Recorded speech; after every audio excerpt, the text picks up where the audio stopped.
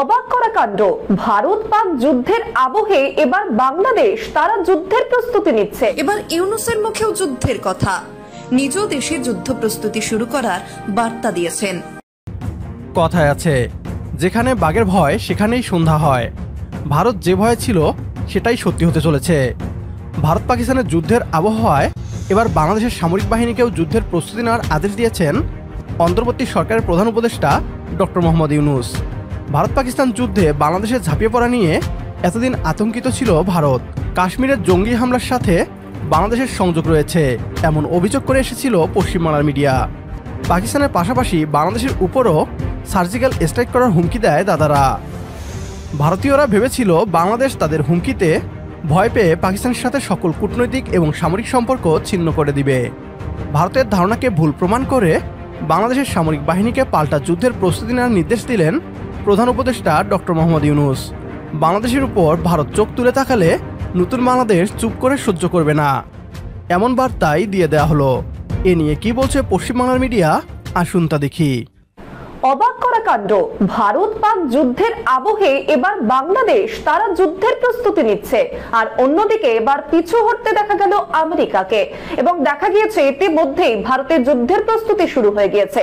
ভারতের প্রধানমন্ত্রী নরেন্দ্র মোদীর স্পষ্ট বার্তা, পুলওয়ামা থেকে পেহেলগাঁও একের পর এক সন্ত্রাসবাদী হামলা আর বরদাস্ত করবে না ভারত। আর শেষ মুহূর্তের প্রস্তুতিও শুরু করে দিয়েছে ভারতীয় সেনা।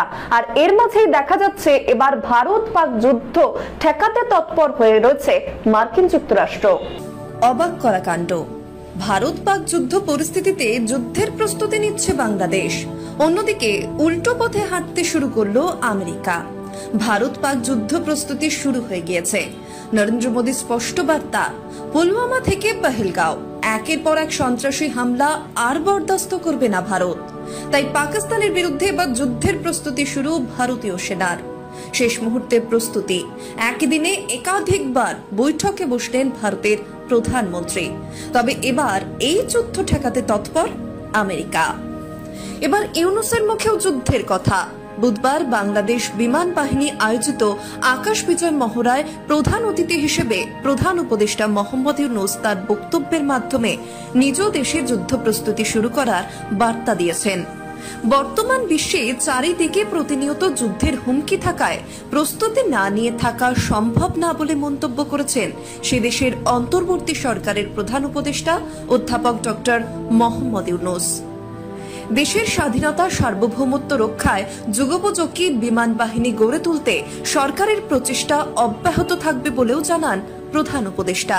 তিনি বলেন, আমি যুদ্ধ বিরোধী মানুষ, পৃথিবীতে যুদ্ধ হোক এটা আমরা কামনা করি না।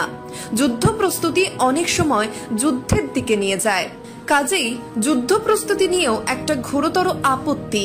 কিন্তু এমন বিশ্বে আমরা বাস করি, প্রতিনিয়ত যুদ্ধের হুমকি আমাদের ঘিরে থাকে, তো সেখানে প্রস্তুতি না নিয়ে থাকা এটা অসম্ভব হয়ে পড়ছে।